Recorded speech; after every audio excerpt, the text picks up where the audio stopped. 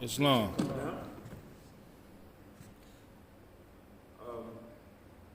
Let's start off, we'll finish this up today. The last couple of demonstrations, you see how it's tying in that how the Hebrew ones over here, which have been misnomer as American Indians, Islam. how a lot of them had Israelite traits. And I was just going on making the comparisons, even like how they festivals, that throughout the Bible, it lines up, the Native Americans over here was doing the same thing. Right. Gotta get used to this. And one of the things I went into, like even in the Bible, how they talk about to start the holy month of Abib, when you do it, the Native Americans over here, the Hebrew Moors over here, they had a green corn dance over here, which they celebrate around the same time that we would celebrate Pesach, or the beginning of the holy month in the Bible. Islam. But then when you look up the month of Abib, it actually means, one of the meanings of it actually means an ear of corn. So now I was making a connection, like how these people over there in the land of Canaan, how is it they celebrating and doing the same thing around the same time as the Hebrew Moors over here? Islam. But then, of course, you know, the Grand Sheik brought up, which is a great point or whatever, because when you do the research or whatever, you look up corn, it's indigenous to over here. So now you got to think, when you hear all that corn in the Bible, and it's not like, yo, wait a minute, but it's not even from over there, it's from over here. So just something to put on your mind, Islam. Islam. But now, this one I want to go into, the last one I want to finish up here today. Of course, like a lot of them, they had, of course, they had the way the high priest and the others religious order was operating. Of course, it lines up again with a lot of the Bibles and a lot of historic other religious orders. And we're going into a little bit of that today, Islam. Islam.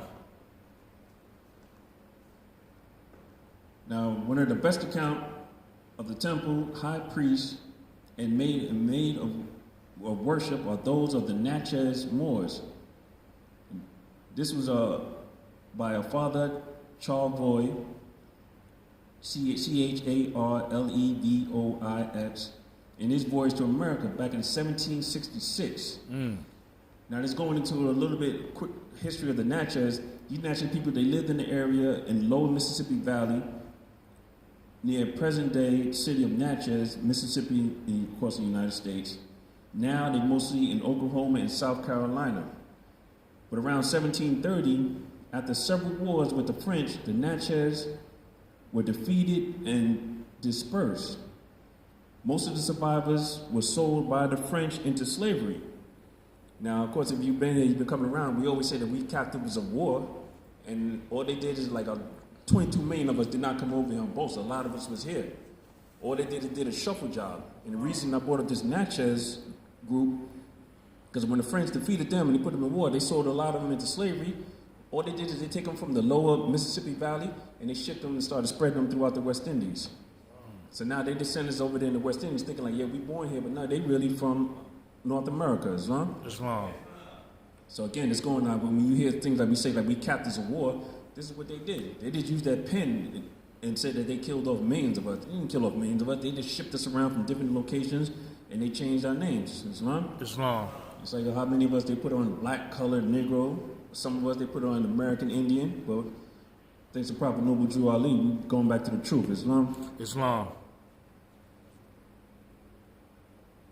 Others took refuge with other tribes. Not all of them were sold in slavery.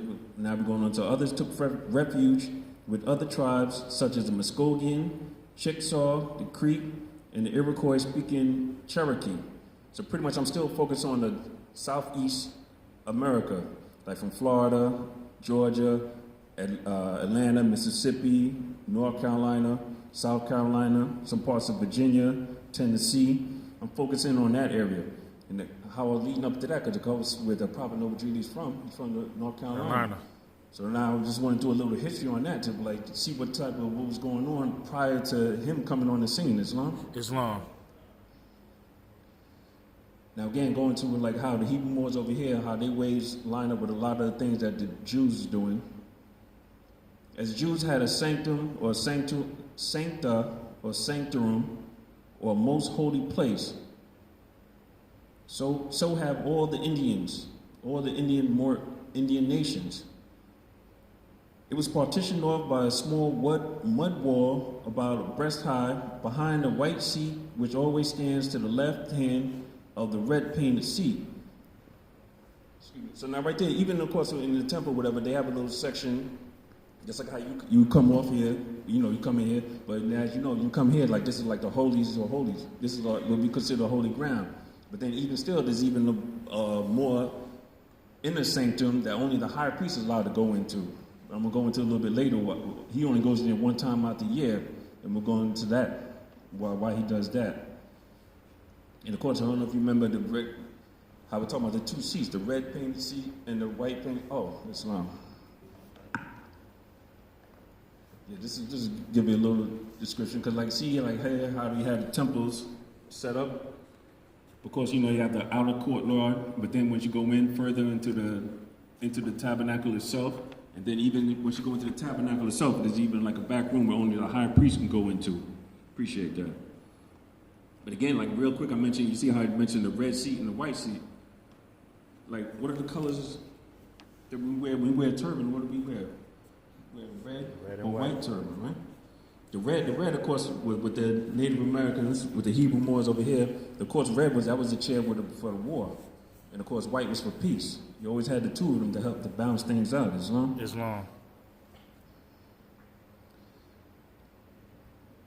Now, behind these war seats, they deposited their consecrated.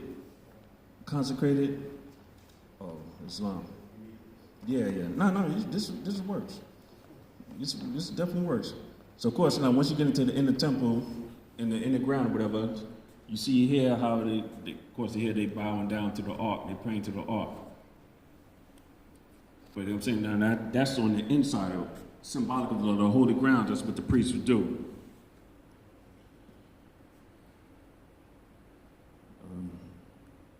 Now see here, now of course once the holy ground here, just like how it's symbolic, how he's like, you can't come up here while the charter's up and all that. The daring approach to the sacred place for fear of a particular damage to themselves and a general hurt to the people from the supposed divinity of the place. You go to Exodus 26, verses 31 to 33. So now right here, I'm showing an example. Again, I'm just lining up like how the Hebrew Moors over here, they had their tabernacle, they had their temple.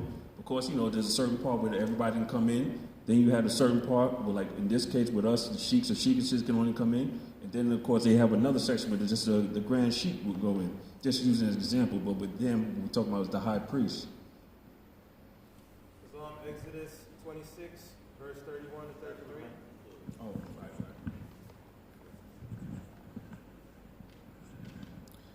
Exodus 26, verses 31 to 33.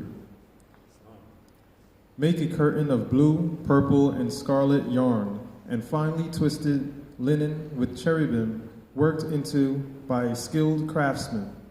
Hang it with gold hooks on 4 posts of acacia wood, overlaid with gold and standing on 4 silver bases. Hang the curtain from the clasps and place the ark of the testimony behind the curtain. The curtain will separate the holy place from the most holy place. Put the atonement cover on the ark of the testimony in the most holy place. Islam. Appreciate it. And right there, you just see we just showed a picture of the ark. And again, I'm just demonstrating it right here, just the Hebrew Moors over here, the way they was doing it, just like the people in the book, which is, of course, is how all of our ancestors, how they had everything sectioned off. And of course, with them, they had a curtain to section off from the holiest of holiest. Now let's go a little bit further.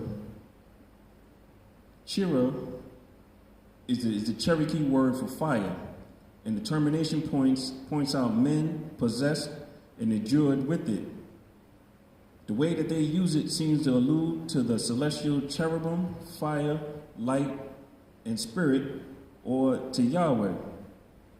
So now, of course, when you study what the prophet brought us, whatever, when you hear certain things like that, you can always just line it up. Because right there, I'm just letting you know how the prophet Noble Joel put us back on the track. Go to Moorish Holy Quran, chapter 2, verse 16. Again, I'll repeat that last part. That the way they use the word chira for fire, the way that they use it seems to allude that the celestial, the cherubim, the fire, the light, and the spirit, or the Most High. Here they call Yahweh.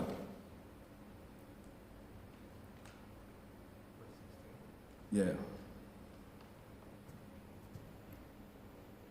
We call these sons. What chapter that is? This is chapter 2, Moorish Holy Quran, chapter 2, verse 16. We call these sons revealers of the light, but they must have the light before they can receive the light. Islam. So now right there, though, even though the Cherokee, like I said, you said they use cherubim for the fire and termination points of men possessed with endure with it. Now they build in it like you got to have this like fiery spirit. And they cultivate that from a young age. Now even right there, going with what he just read, that's in chapter 2. Chapter 2 was entitled Education of Mary and Elizabeth, Islam. Islam. And the purpose of that, what was they teaching? They were teaching the child. They were teaching Jesus and John, Islam. So right there, you start off, I'm going to go into a little bit more, and how you start off from a child, you got to nurture that fire, you got to help that blaze, Islam. Islam. Because it's the same thing, the Hebrew Moors over here was doing it, we was doing, all other cultures was doing it. But of course, with the Negro black colored mentality, whatever, we don't do that. Look like now, the young children walking around these streets right now, we just look at them like, oh, look at them, they crazy or whatever. But the way it's supposed to be, the way our ancestors were doing it, our forefathers was doing it, whatever, we're supposed to take that child, whatever, we're supposed to nurture them and keep them on the righteous path, Islam. Islam. That's why I keep saying the prophet, he put us back to the truth, whatever. We have to follow what he brought us, Islam. Islam. You working, Mo? You working? I'm trying to do a little something. You doing. And now, of course, I would just say that about the light. And me, I like to dip into the little Hebrew, a little bit. So, of course, it's talking about the cherubim. Matter of fact, do you know what the cherubim is about? What the cherubim is? Islam.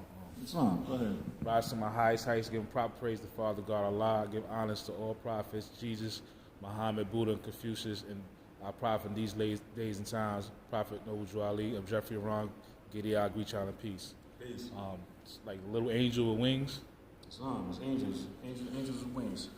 Definitely, this is the celestial orders of angels. But of course, that's one of those at the top. Different orders, they say they give it different rankings. But of course, in our Moorish Holy Quran, the first chapter, talking about the cherubim and seraphim, they're just levels of angels. But again, like I said, now even they said how we said we supposed to teach our children how they have to have that fight. They must have the light before they can reveal the light.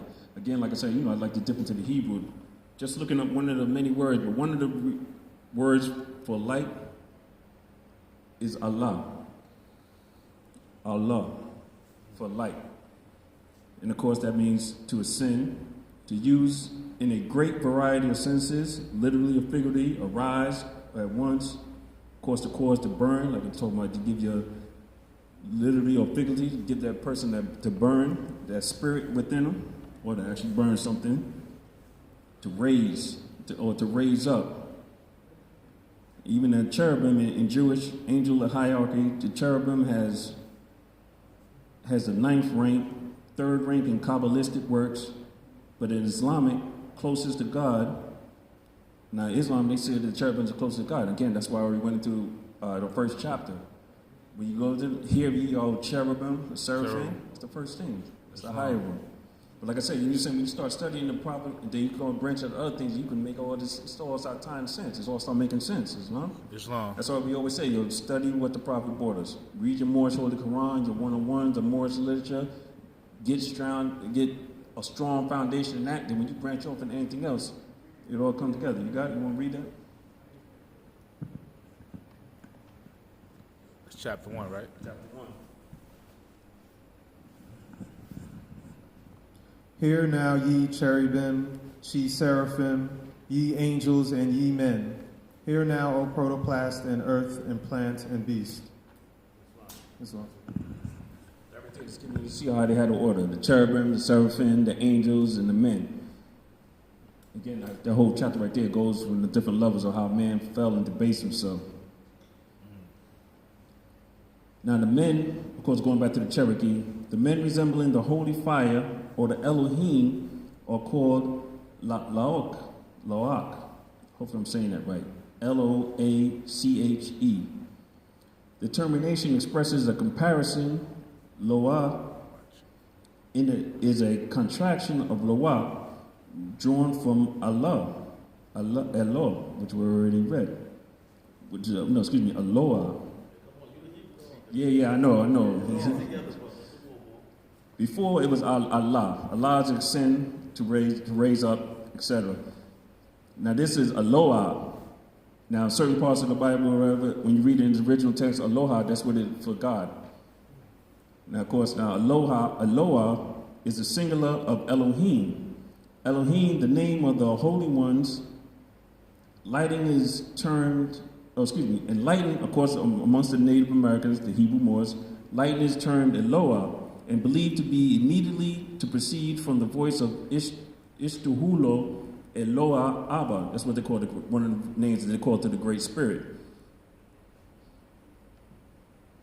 Now, going to the priesthood, now Ishtohola, that's Ishtohoollo, is the name of all the priestly orders, and the pontifical office descends by the inheritance to the eldest, just like the Levites.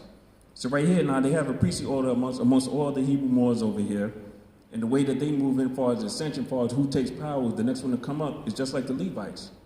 Because how does a person become a Levite?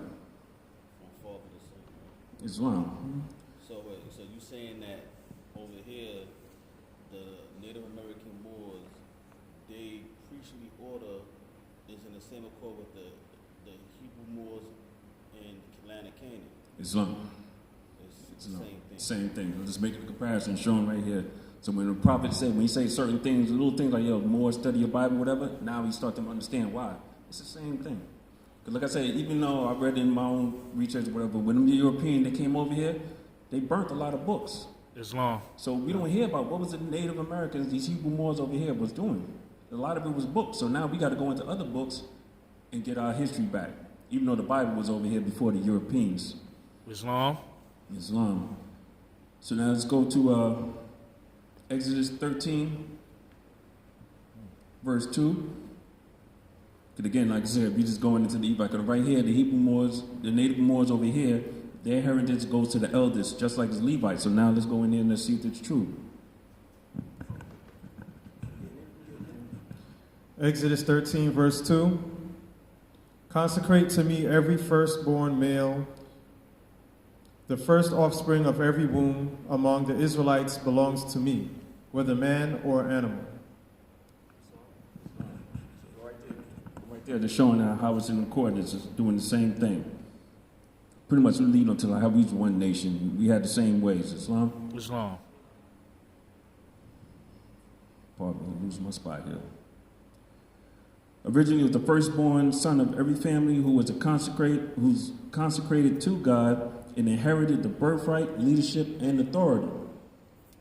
The Hebrew Moors tradition says that their forefathers was possessed of an extraordinary divine spirit, by which they foretold things future and controlled the common course of nature.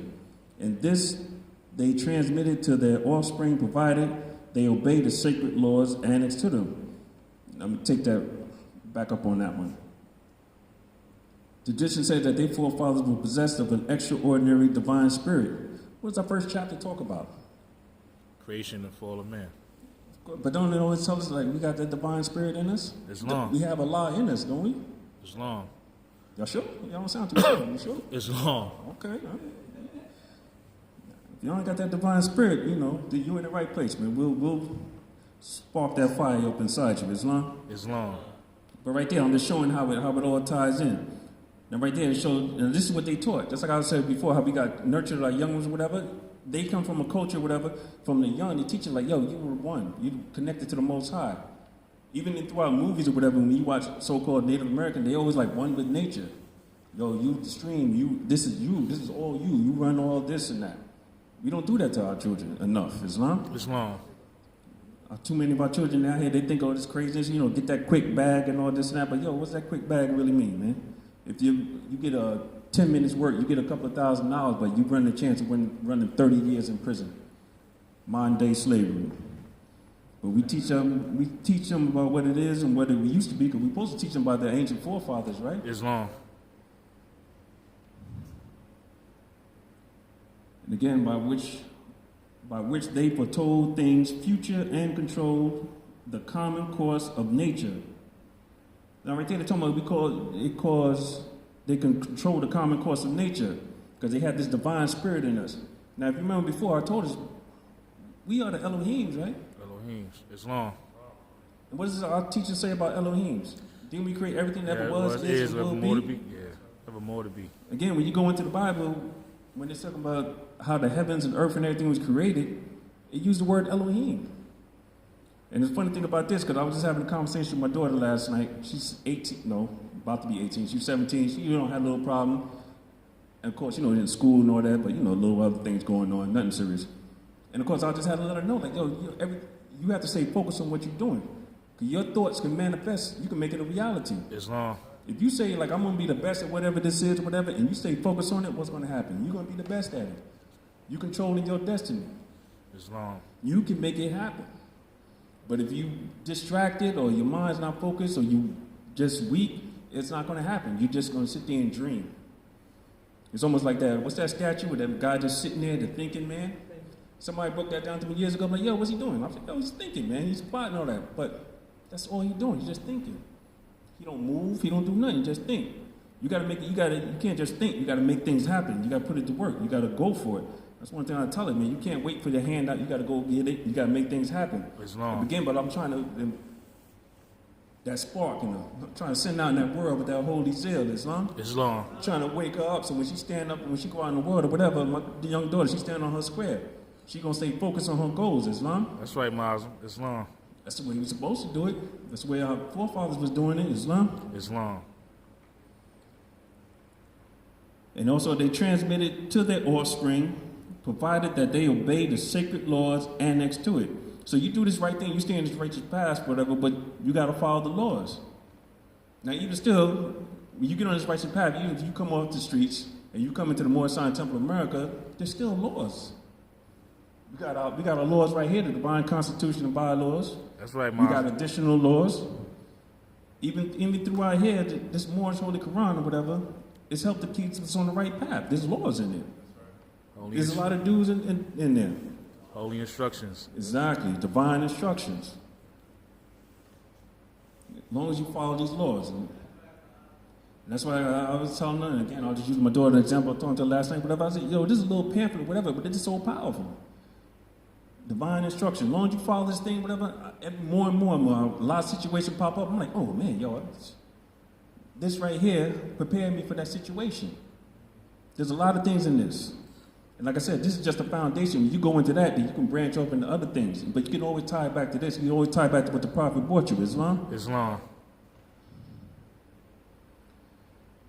Now, I mentioned before, go back, and of course how I mentioned how they have a high priest, and one of the names that they was given was the Archie Magus. I'm not sure if I'm saying it right. Arcimagus. Pretty much, this is a high priest of the Persian Magi, or worshippers of the fire. Now, this goes back to the Magi. I don't want to get too far in that, but right now, just a quick thing that goes back to like Zoroaster. That goes into which is over there in, I believe, what is it now? Iraq. He started the Magi. But of course, we heard of the Magi before, whatever, because of course the 3 wise men who came to visit Jesus, they was part of the Magi. That's why they used the star, because they also was good with the cosmology. But I'm going to stick back to over here, get back on topic here.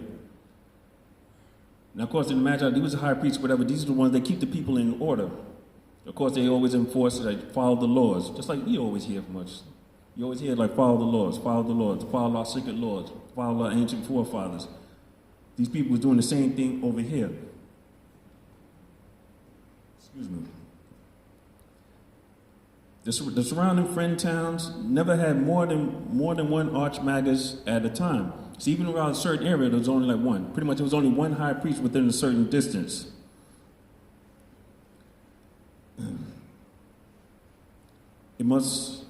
I must occasionally quote, now this is what the writer, the author saying, I must occasionally quote as much of the Mosaic institution as the savages. He was calling the Hebrew Moors, the natives over here, savages. So, it's kind of biased, but he was, in a way, he's giving them props. Like, they following the laws or whatever, but, they still savages. Institution that the savages seem to copy after or imitate their ceremonies. The priesthood originally centered with the first male born of every family with the ancient heathens. The royalty was annexed to it in a direct line and descended in that manner. So again, of course, he's comparing the same thing just like we already went through, just like they're doing their culture, just like the Levites. Now, God, in the time of Moses, set apart the Levites for religious service. Of course, again, the firstborn. One high priest was elected from the family of Aaron. You go to Exodus 28, 1 to 2. Because again, just like right now, I'm going back and forth with Moorish Holy Quran and the Bible, whatever, but also we know we definitely supposed to study the Quran, and I'm going to get into that in the near future demonstration too. Islam. So we're supposed to propagate the faith of Muhammad, Islam. Exodus 28, verse 1 and 2. Have Aaron your brother brought to you from among the Israelites, along with his sons Nadab and Abihu, Eleazar and Ithamar, so they may serve me as priests. Make sacred garments for your brother Aaron to give him dignity and honor. Islam.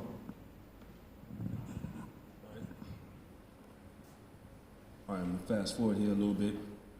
So now we talk about the Archmagists, and I talk about the native Moors, how they had priesthoods. Now this Archmagist, whatever I mentioned before in the previous demonstration a while back, I just wanted to touch on that so I can finish up with this. Now, I don't know if you remember back when I talked about the Olmecs, how the Olmecs came over here, and of course, they came from West Africa, but they're known for the stone heads and the artwork and all this and that, but also they found out that these Olmecs, the society, they had priest cultures that came over here with them, that they spread throughout the Americas. Pretty much Muslims from North America. Islam? So now I'm going to backtrack into that, because the reason why I'm going into this, because now when I go into this, you see how the culture from the Olmecs, of course, Olmecs spread into the Mayas, and the culture came north into the Americas, and into South America. This culture spread throughout. You even see the native Moors or whatever, they the priesthood was just like the Levites, and then even still, they talk about it goes back to even the Magas. Now, one of the priesthoods, this thing is small.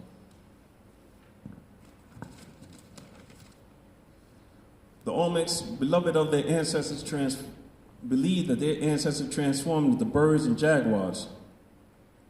The tradition led to the original of the two major Olmec cult associations, Kuno, which is the bird, and Nama, which is the feline. These associations were called Jo, J-O, or G-Y-O. The Nama Initiatory Society was organized to maintain order within society. The members of this Jo were to assume the ceremony, unity, and defeat sorcery. The leader of the Nama Jo wore a mask which combined totems of the Como and the horns. The mask represented immense power. Let me fast forward. The Como was administered by sculptors. The role was to guard society from people committing antisocial acts and protect people from malevolent spirits. The leader of the Jo Cult Association was the Como Tigi, or chief of the Como. The Como taught initiates leaderships, self-efficiency, military prowess, and scientific knowledge. The Como also acculturated Olmec children. Their job was to catch the children when they was young or whatever, and raise them up when they was young to keep them on this path. Now this is a tradition that it ain't nothing new. It's not new to the Olmecs or whatever, because even if you check out Josephus, when he talk about the Essenes, He's talking about how they used to catch children when they was young and get them into the schools of higher learning and catch them when they was young. Islam. And now that's why even I always like to use the example of that movie The Matrix. And when they went to go see the oracles, it was all so special and powerful, whatever. But what was her job? She was a babysitter. She had herself. She was surrounded by children. Islam.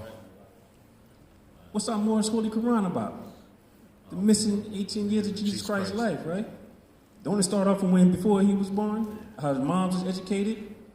And then when he was 12 years old, they came and he started traveling throughout the world. Islam. And the prophet brought this to us, right? It's all a sign. We got to learn how to read in between the lines and connect the dots. Islam. But again, I'm just showing you, like, yo, this is an ancient way. This is how our forefathers was doing it. Our forefathers and foremothers were doing it. But if we don't know this, then we're going to continue to be living like black-colored Negro. Because the black-colored Negro don't have no culture. Only culture they have is what the European gave us. Right here, we don't say the prophet gave us a culture, but we've taken it back. Like I said, I got a few more minutes. I'm going to finish up with this. Now, their job was to take care of the children. Thus, the children in the Como were called Tigi Dinu, children of the Tigi. These children often served as carriers of the torches. And again, we already went into the Moorish Holy Quran, chapter 2. We got to teach these children how to have that holy zeal, that fire, that light, or whatever. Even in the ancient times or whatever, they called these children carriers of the torch. Out from my Sunday school come the guiders of the nation. Islam. So that's why we got to get them in school, whatever, and teach them from young. Keep them on the righteous path, Islam. So when they go out into the world, they're ready. They're not going to get caught up in the illusions. They're going to be firm in the truth, Islam.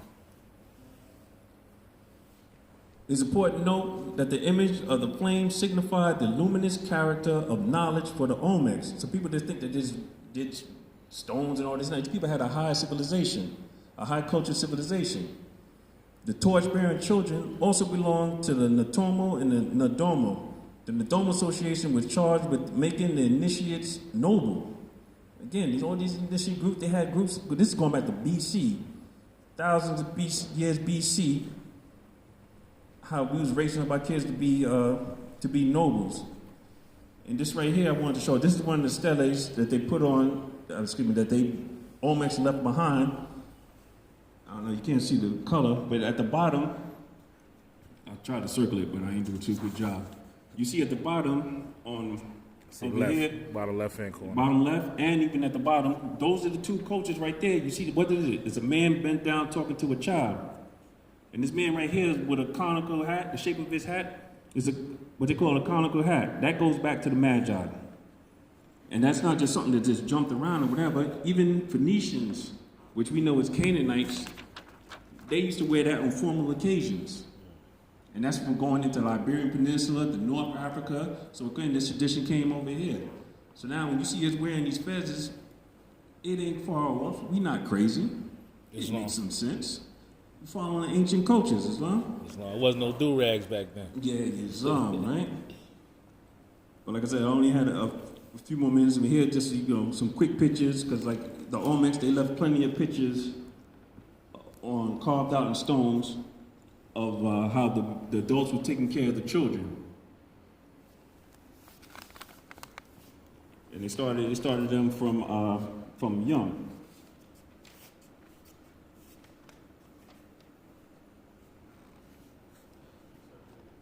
Yeah, this right here was the one was the Como and the other one was the Jaguar code. Very typically showing that like how the man is teaching the children. Over here, both of them they talking to the children. They carved that out in stone and they found it, just confirming like how they had these cultures and they started the children from young. They started to raise them up.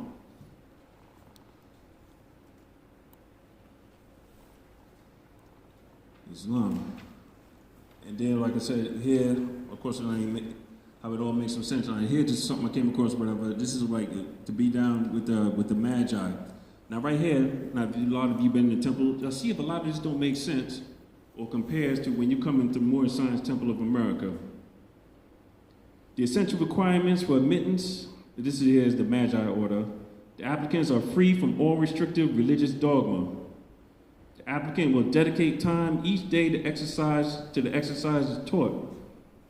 She will permit biblical speaking, neither father, mother, brother, sister, spouse, friend, or foe in any way interfere with the required studying practices. And of course, you know, you've been hearing that all the time. You got to put that work in, you got to study. And this is right here, this is just one of the requirements for the applicant to come in. And I'm going to finish up on this last piece here. The Magi Order focuses on fully developing all hidden powers, forces, and energies within the student. These hidden forces include development of both the mind and the will. Secondarily, the Magi Order offers additional instructions for development of spiritual aspects of the student. The order focuses on success in the world, but based upon moral values. The methods of the order are not in any sense to be confused with pop culture or mind philosophy. Pop culture, mind philosophy.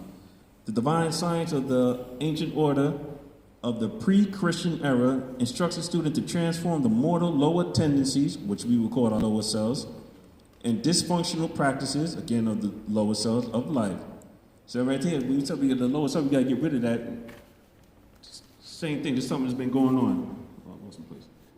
At the same time, the order also instructs the student on how to direct all his or her hidden powers towards the fullness of life, bringing success out of failure and peace out of chaos and fear.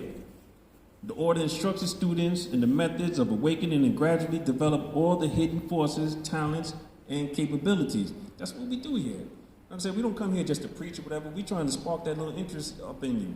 We're trying to wake you up. We all have a little portion, whatever. We're trying to add your portion to our portion so we can make a bigger pie. Islam? Islam. That's what we do with the children, whatever. We get them again. I keep saying time and time again, we teach our children, the children out here coming up. We started them off young before they're corrupted by the world or whatever, and now they're easier for them to stay on this righteous path.